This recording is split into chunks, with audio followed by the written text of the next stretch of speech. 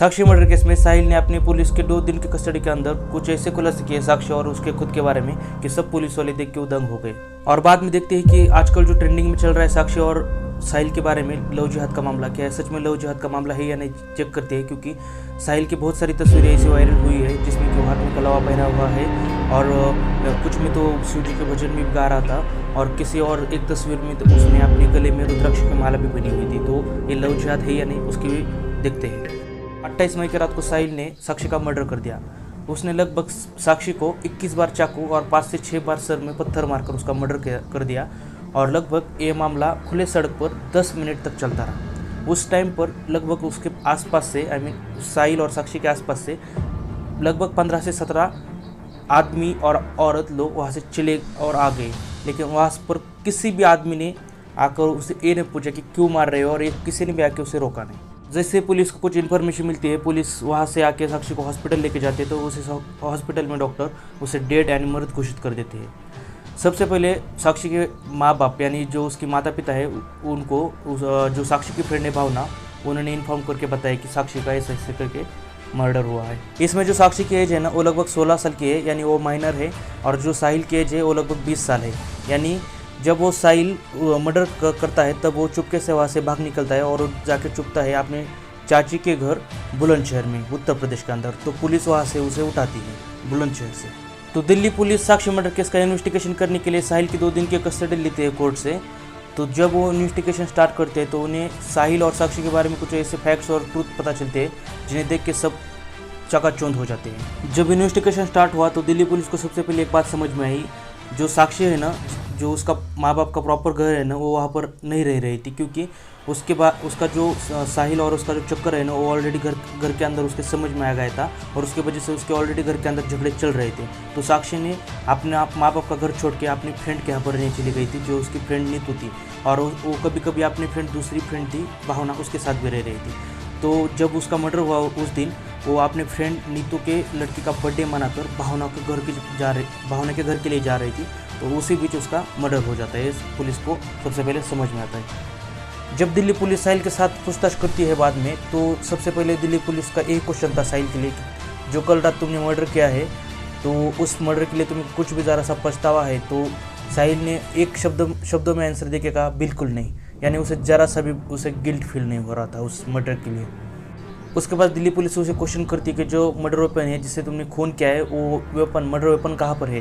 तो वो बोलता है कि मैंने उसी टाइम भागते समय दूसरी जो गली थी उस गली के नाले के अंदर उसे फेंक दिया था। तो फिर अब तक वो जो मर्डर वेपन है, जो चाकू है, उसे रिकवर भी कर चुकी है पुलिस। और उसे बाद में पुलिस ये भी पूछती है कि तुमने कब लिया था ये चाकू, ये जो मर्डर वेपन है? तो वो बोलता है कि मैंने हरिद्वार से लिया था लगभग आज से 15 दिन पहले। दिल्ली पुलिस ने अपनी इन्वेस्टिगेशन में बताया है साहिल और साक्षी का रिलेशनशिप 2021 जून से चल रहा है और इन दोनों के रिलेशन के अंदर काफ़ी झगड़े भी थे। और साहिल ने ये भी बताया उस इन्वेस्टिगेशन के अंदर कि साक्षी ने लगभग उसे 7-8 दिन पहले बोल दिया था कि मुझे तुम्हारे साथ ब्रेकअप करना है।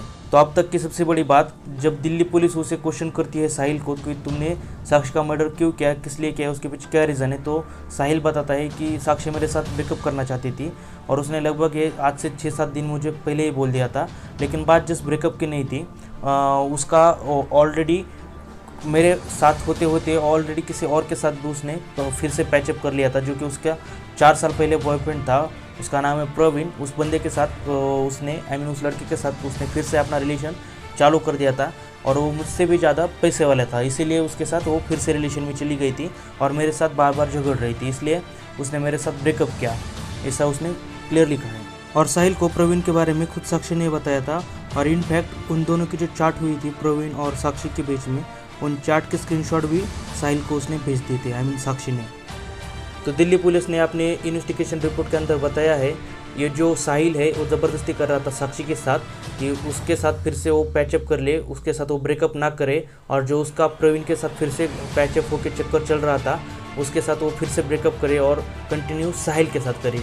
लेकिन साक्षी इस बात के लिए मान नहीं रही थी और उसके लिए उन दोनों के बीच में काफ़ी, साहिल और साक्षी के बीच में काफ़ी झगड़े भी हो रहे थे उस प्रवीण की वजह से, जो अभी इस कहानी के अंदर फिर से चला आया था। तो साहिल ब्रेकअप के लिए मान नहीं रहा था और साक्षी को बार बार परेशान कर रहा था, इसलिए साक्षी ने अपने फ्रेंड नीतू भावना और अजय वो जो प्रो करके कुछ है, उन तीनों को लेके वह उसे बाहर मिली और उसे बाहर जाके उसे धमकाया और उसे काफ़ी अपमानित भी किया साहिल को, और उसे काफ़ी निचली तरीके भाषा से इस्तेमाल करके बोला उसे, और उसका काफ़ी अश्लील तरीके से मजाक भी उड़ाया था उसने खुद कहा है पुलिस के सामने साहिल ने।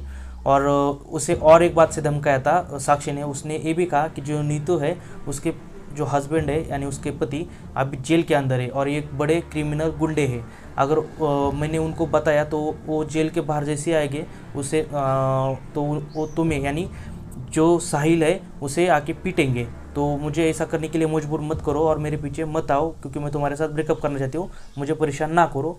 ऐसी बातचीत उनके साथ हुई थी और ये झगड़ा भी हुआ था ये कुछ दिन पहले बाहर उनका। तो ये जो झगड़ा है साहिल और साक्षी का, ये झगड़ा साक्षी के घर तक चला गया था और साक्षी के माँ बाप ने साक्षी को अपने उसके घर के अंदर बंद कर दिया था और इवन उसका साक्षी का जो मोबाइल है उसका मोबाइल तक छीन लिया गया था उसकी तरफ से और उसे घर के अंदर बंद कर दिया था और उसे कहा था कि जब तक तुम्हारा और साहिल का झगड़ा खत्म नहीं होगा और जब तक वो लड़का यानी साहिल जब तक तुमसे मिलने के लिए बंद नहीं कर देता तब तक हम तुम्हें घर से बाहर नहीं जाने देंगे। इसलिए जो साक्षी है वो दूसरे के फ़ोन से चुपके से बात करती थी साहिल के साथ और बोलती थी कि प्लीज़ मेरा पीछा छोड़ दो और मुझसे मिलने के लिए ट्राई मत करो क्योंकि मैं तुम्हारे साथ ब्रेकअप करना चाहती हूँ। तो साहिल बस जो उसका अपमान हुआ था उसका बदला लेना चाहता था और उसका जो प्यार में धोखा हुआ था वो उसका भी बदला लेना चाहता था। तो वो वेट कर रहा था जब साक्षी घर से बाहर निकले और उसे वो मौका मिला जब साक्षी ने घर छोड़ के नीतू के पास रहने का फैसला लिया और उसी बीच उसने ये पूरा मर्डर का कांड कर दिया। और सीसीटीवी फुटेज में और एक लड़का दिख रहा था साहिल के साथ और उसके बारे में जब पुलिस ने पूछताछ की तो पता चला कि वो जो लड़का है जिसका नाम आकाश था जो साहिल के साथ था उसे उसके बारे में इस कांड के बारे में कुछ भी पता नहीं था। और जब ये सब कुछ हो रहा था तब वो उस वक्त वो लड़का भाग गया उसे देख के, वो डर के भाग गया था वो साहिल का फ्रेंड। और दिल्ली पुलिस ने अपने रिपोर्ट में ये भी बताया है कि उन्हें वो जो प्रवीण नाम का लड़का है उसका टैटू मिला था साक्षी के हाथ पर। अब लव जिहाद के एंगल से हम देखते हैं, आप खुद डिसाइड करना ये लव जिहाद है या नहीं। लव जिहाद का मीनिंग एक सिंपल से अगर वर्ड में कहा जाए तो अगर कोई मुस्लिम लड़का किसी लड़की को कन्वर्जन करा रहा है, ज़बरदस्ती करवा रहा है या कोई ब्रेन वॉश करके। दिल्ली पुलिस ने अपनी जांच में ये बताया है कि ये लव जिहाद का मामला है या नहीं, ये चेक करने के लिए उन्होंने लव जिहाद मामले की थ्रू भी इसे चेक किया है। तो फिर जब उन्होंने चेक किया तो उन्हें पता चला जो साहिल है ना वो साहिल के बारे में साक्षी को पूरी तरीके से इन्फॉर्मेशन थी। इनफैक्ट साक्षी साहिल को लगभग 2-3 साल से जानती थी और उसका जो नाम है साहिल खान, मोहम्मद साहिल खान, इसके बारे में भी उसे पता था। और जब साक्षी के फ्रेंड्स को उसे पूछा गया कि आपको पता था साहिल एक मुस्लिम लड़का है, तो उन्होंने भी कहा कि हम जानते थे साहिल एक मुस्लिम लड़का था। तो पुलिस ने बताया कि ये एक लव जिहाद का मामला उनके थ्रू तो ये बिल्कुल नहीं है। तो आप अपने हिसाब से डिसाइड कीजिए कि ये लव जिहाद का मामला आपको लगता है या नहीं, मैं ये आपके ऊपर छोड़ता हूँ। और ये जो साहिल ने अपने इंस्टा पे कुछ फ़ोटो शेयर की थी, पोस्ट की थी, एक में वो अपने हाथ के ऊपर कलावा बांधा हुआ था, जो हिंदू धर्म में धागा बांधते हैं उसको कलावा कहते हैं। तो कुछ फ़ोटो में उसने रुद्राक्ष की माला पहनी थी अपने गले के अंदर, तो कुछ में वो शिव जी का भजन गा रहा था।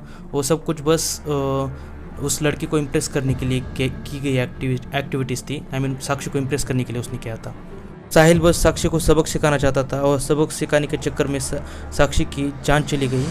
और साक्षी की गलती बस एक ही थी कि साक्षी ने अपने एक्स बॉयफ्रेंड के साथ फिर से पैचअप किया था। जो प्रवीण उसका एक्स बॉयफ्रेंड था यानी साहिल से पहले। और ज़्यादातर केसेस में ही देखने को मिला है कि जितने भी हिंदू लड़कियां थी जो मुस्लिम लड़के थे उनके साथ देखा जाए तो हिंदू लड़की का मर्डर देखने को मिला। तो आपको क्या लगता है मुझे कमेंट करके बताइए, लाइक एंड सब्सक्राइब कर दीजिए वीडियो अच्छा लगा तो।